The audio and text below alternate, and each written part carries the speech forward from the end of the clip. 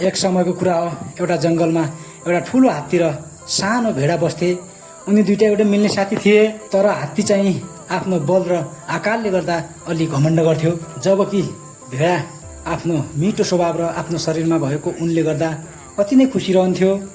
एक दिन हात्तीले भेडालाई हेर्दै भन्यो, तिमी त सानो, कमजोर र लाटो छौ, तिमीले त केही गर्न सक्दैनौ है भेडा भाइ। अनि भेडाले मुस्कुराउँदै भन्यो, हात्ती दाइ, त्यो त सबै आएपछि थाहा पाउँछौ नि। उनीहरू बीच यसै विषयमा बहस हुँदै अगाडि हिँड्दा हिँड्दै अचानक जङ्गलमा एउटा ठुलो पानी आएर कुहिरोले ढाक्यो।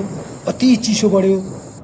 तब हात्ती ठुलो भए पनि चिसो हावाले उसलाई सताउन थाल्यो। हात्तीको ठुलो शरीर भए पनि जाडोले गर्दा ऊ काप्न थाल्यो। त्यत्तिकैमा भेडाले सोच्यो, यो ठुलो हात्तीलाई म कसरी सहयोग गर्न सक्छु। यद्यपि भेडा सानो थियो, उसको ऊन बाक्लो र न्यानो थियो। उसले आफ्ना ऊनहरू हात्तीलाई दिएर बचाउने निर्णय गर्यो। त्यसै बेला भेडा नजिक आएर भेडाले भन्यो, तिमीलाई चिसो भयो दाइ, मेरो ऊनले ओराइदिन्छु है।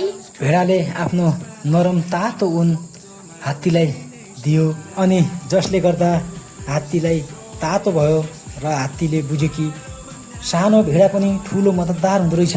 हात्तीले लजाउँदै भन्यो, तिमीले ठिकै भनेका थियौ भेडा भाइ, सानो वस्तुको पनि आफ्नो महत्त्व हुँदो रहेछ। त्यस दिनदेखि हात्ती र भेडा अझै राम्रो साथी बने। त्यस दिनदेखि कहिल्यै पनि हात्तीले आफूभन्दा साना जनावरहरूलाई हिपेन माया गर्यो। सधैँ उनीहरूसँग समान रूपले खेल्न थाल्यो।